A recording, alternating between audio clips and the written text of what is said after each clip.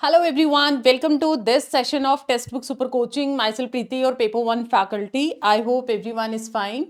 So Paper 1 की अगर मैं बात करती हूँ तो काफ़ी इंपॉर्टेंट रोल प्ले करता है हमारे यूजीसी नेट की जर्नी में।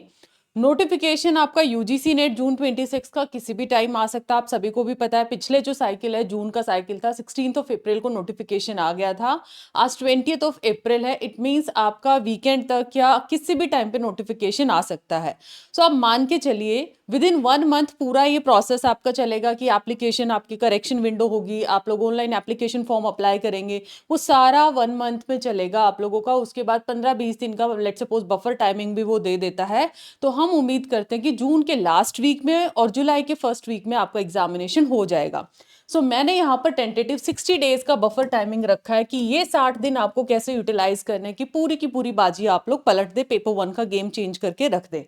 सो एवरी स्टूडेंट भी किस तरीके से यहाँ पर 45 के आसपास क्वेश्चंस करेक्ट कर सकते हैं, मतलब 100 में से 90 स्कोर। क्योंकि पहले तो ये था कि 30 क्वेश्चंस ठीक कर लो, फिर कंपटीशन बढ़ता गया, हम लोग भी बोलते गए जी 35 आपका सेफ स्कोर है, फिर हम 40 क्वेश्चंस पे आते। अब मैं बोलूंगी कि 40 से 45 क्वेश्चंस का अपने आप को टारगेट दो और अकॉर्डिंगली आपने पेपर 1 को स्ट्रॉन्ग बनाना है।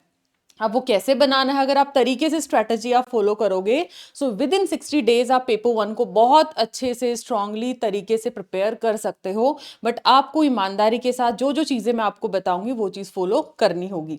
एंड उसी के साथ साथ जो भी नया बच्चा है क्लास में, ठीक है, एक तो चैनल को सब्सक्राइब कर लेना है, दूसरा आज प्रॉमिस करके जाना कॉमेंट सेक्शन में क्या ये 60 डेज की स्ट्रैटेजी आप लोग सीरियसली फॉलो करने वाले हो।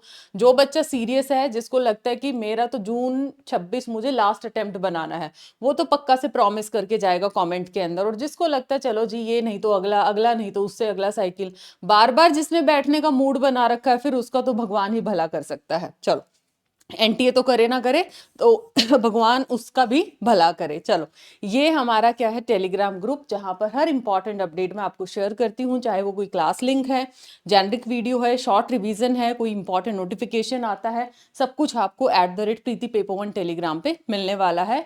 क्विजेस भी यहाँ पर कंडक्ट होती हैं, तो आईडी से सर्च कर लो या फिर आप इसके स्कैनर के थ्रू भी ज्वाइन कर सकते हो। चलिए जी शुरू करते हैं पेपर 1 के अंदर। ठीक है, अगर मैं पेपर 1 की बात करती हूं, आप लोग 10 यूनिट कवर करते हो।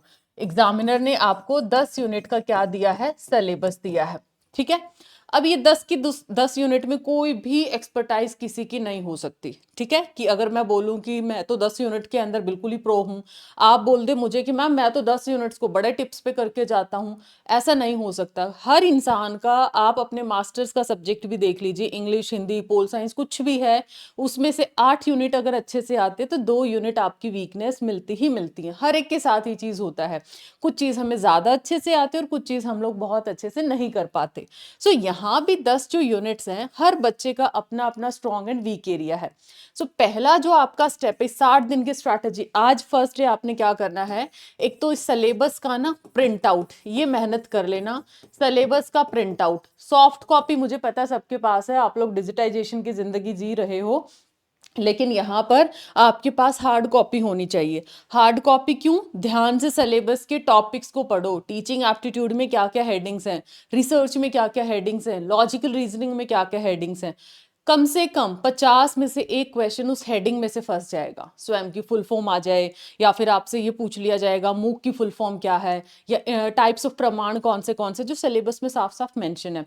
हायर एजुकेशन का कोई टॉपिक हो सकता है, कोई प्रोटोकॉल का टॉपिक हो सकता है। सो पहला काम है सिलेबस को क्या करना, प्रिंट आउट।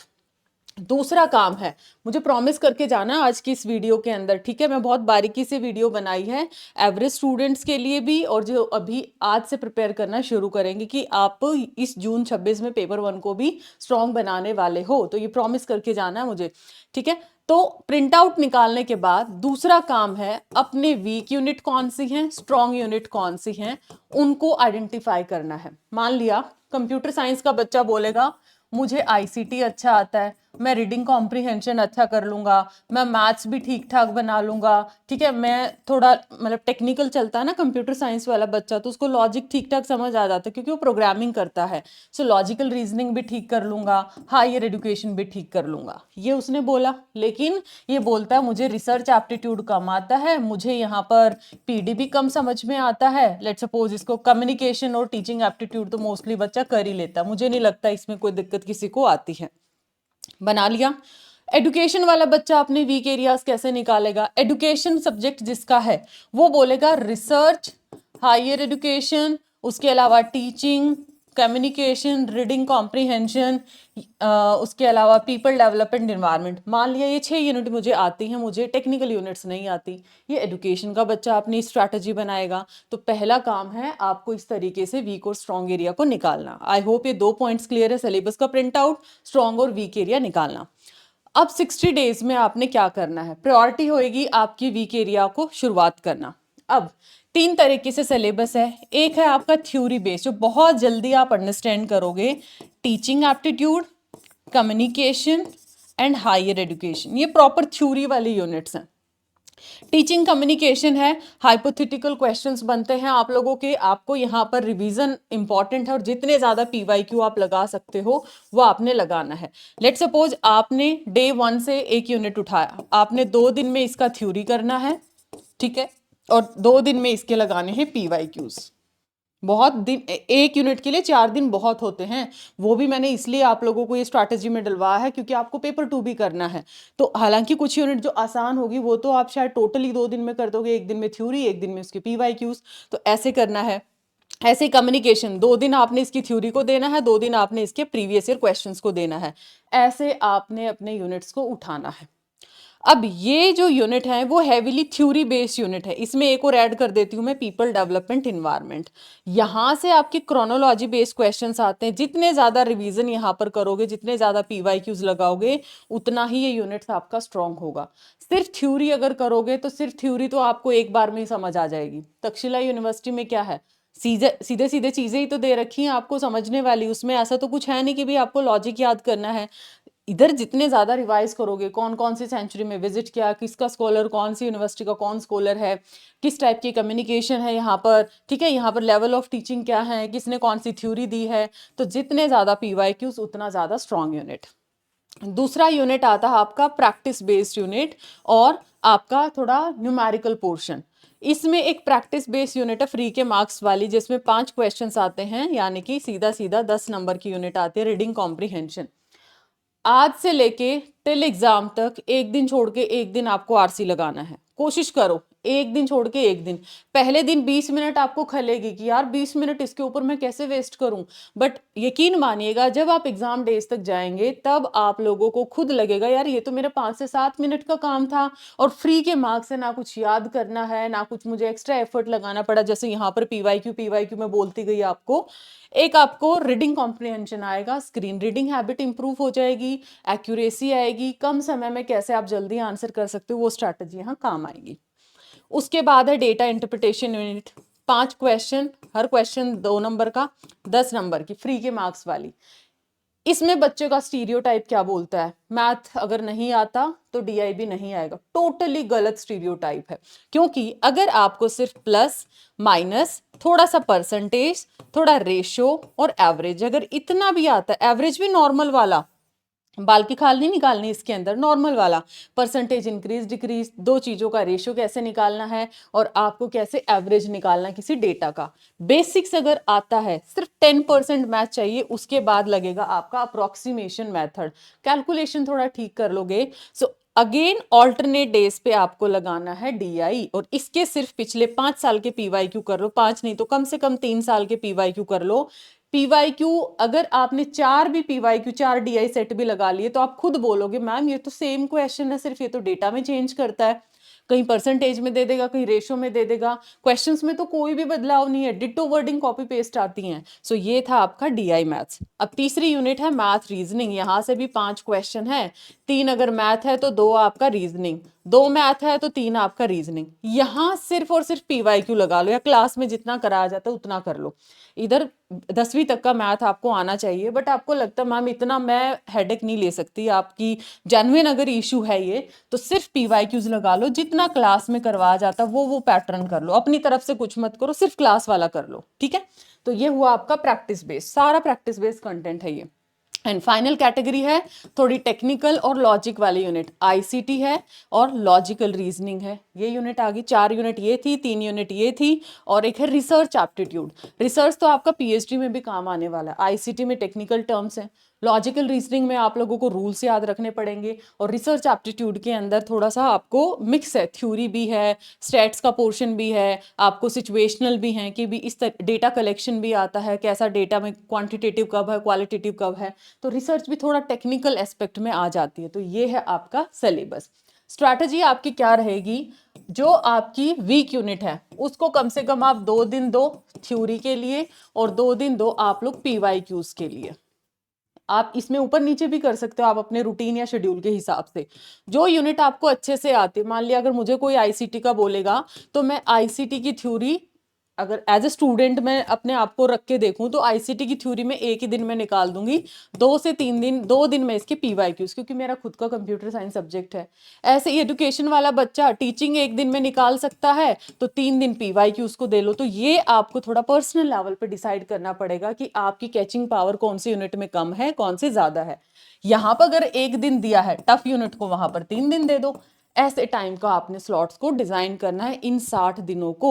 अगर मान लिया 10 यूनिट है, ठीक है, 10 यूनिट है, ऑन एन एवरेज अगर आप लोग यहां पर 5 दिन भी एक यूनिट को देते हो, 5 दिन, जिसमें डीआई और आरसी, तो आरसी में तो कुछ करना ही नहीं है, सिर्फ 10 मिनट आपको प्रैक्टिस देनी है, एक्स्ट्रा तो कंटेंट कुछ नहीं करना ना। सेम डीआई में एक दिन छोड़ के एक दिन एक एक डीआई सेट लगाना, उससे एक्स्ट्रा कुछ नहीं करना। सो आपके पास 10 यूनिट हैं, अगर आप 5 दिन लेते हो तो भी आपके पास 50 दिन में थ्योरी प्लस पीवाईक्यू अच्छे से लगा सकते हो। अब ये थ्योरी पीवाईक्यू की जो कहानी है आपको करनी कैसे है। पेपर 1 सुपर 1, जो पेपर 1 का सुपर एक्सेस है, 1 रुपए का ट्रायल आप लोग शुरू कर सकते हो, ऑटो रिन्यू रहेगा विद इन 2 डेज के अंदर, ठीक है। अब इसमें आपको मिलेगा क्या, एडवांस में आप लोगों का जो क्रैश कोर्स है वो लॉन्च कर दिया गया है, ठीक है। अभी आप लोगों ने देखा भी होगा लॉन्च सेशन, 10 की 10 यूनिट्स आपको मिलेंगी, पीडीएफ मिलेगी, क्रैश कोर्स मिलेगा, पेपर 1 डिक्शनरी मिलेगा, एग्जाम सिमुलेशन प्रैक्टिस। अब क्यों प्रैक्टिस इंपॉर्टेंट है, मॉक टेस्ट क्यों जरूरी है, क्योंकि अगर आप मॉक टेस्ट नहीं दोगे इतनी मेहनत का कोई फायदा नहीं है। आपको पता भी तो हो आप कितनी देर में एक पेपर को सॉल्व कर पाते हो, सब कुछ आता था, आपने 3 घंटे में पेपर ही पूरा नहीं किया, तो उस पढ़ाई का भी क्या फायदा। तो ये मॉक टेस्ट, पीवाईक्यू का पोस्टमार्टम, सब कुछ आपको मिलेगा यहाँ पर पेपर 1 के सुपर एक्सेस में। बूस्टर की क्लासेस का शेड्यूल आपको जल्दी मिल जाएगा, क्योंकि बूस्टर कोर्स आप लोगों का क्रैश कोर्स है वो लॉन्च हो चुका है, और यहाँ से सीधे सीधे क्वेश्चंस आते हैं। पेपर 1 को स्ट्रॉन्ग नहीं करोगे तो कहीं ना कहीं ये आपको नेट जेआरएफ तो क्या पीएचडी भी आपका क्वालिफाई नहीं होने देगा। और ये सारी चीजें आपको पेपर 1 के सुपर एक्सेस में सब कुछ मिलने वाला है। कैसे आप लोगों को मिलेगा, मैं आपकी हेल्प कर देती हूँ। आपको करना क्या है, ठीक है, आप लोगों को यहाँ पर लेट्स सपोज इसी सेशन के डिस्क्रिप्शन में जाते हैं। इसी सेशन के जब आप डिस्क्रिप्शन में जाओगे, किसी भी सेशन के डिस्क्रिप्शन में आप जा सकते हो, 1 रुपए में complete paper 1 access limited time offer. आपने इस लिंक पे क्या कर लेना है, क्लिक कर लेना है। जब आप इस लिंक पे क्लिक करोगे तो कुछ इस तरीके का इंटरफेस आपको दिखाई देगा। इसमें 1 रुपए का ट्रायल स्टार्ट कर सकते हो, 1 रुपी ट्रायल, इस पे आप क्लिक करोगे। इसमें आपको 48 आवर्स के लिए मिल जरूर जाएगा, बट आप ये बताइए पूरा पेपर 1 आपको करना हो, 999 में ही पूरा पेपर 1 3 मंथ्स के लिए आपको मिलने वाला है। तो पर डे कॉस्ट निकालो कितना नॉमिनल से आपकी ये चीजें पड़ेंगी। अब यहाँ पर मिलेगा क्या क्या, कोर्सेज आपको मिलने वाले हैं, वाईटी की पीडीएफ मिलेंगे, एनोटेटेड भी विदाउट एनोटेशन भी। सुपर टीचर्स आपको पता ही है, तीनों की तीनों फैकल्टीज आपको यहाँ पर टीच करने वाली हैं, राइट। ये सब कुछ आप लोगों को यहाँ पे मिलने वाला है। अब एनरोलमेंट के लिए यहाँ पर आपको मेरा फैकल्टी कोड क्या करना पड़ेगा, यूज करना पड़ेगा, ताकि आपको डिस्काउंट यहाँ पर मिल जाए। ये सारी क्वेरीज यहाँ पर डाली गई हैं।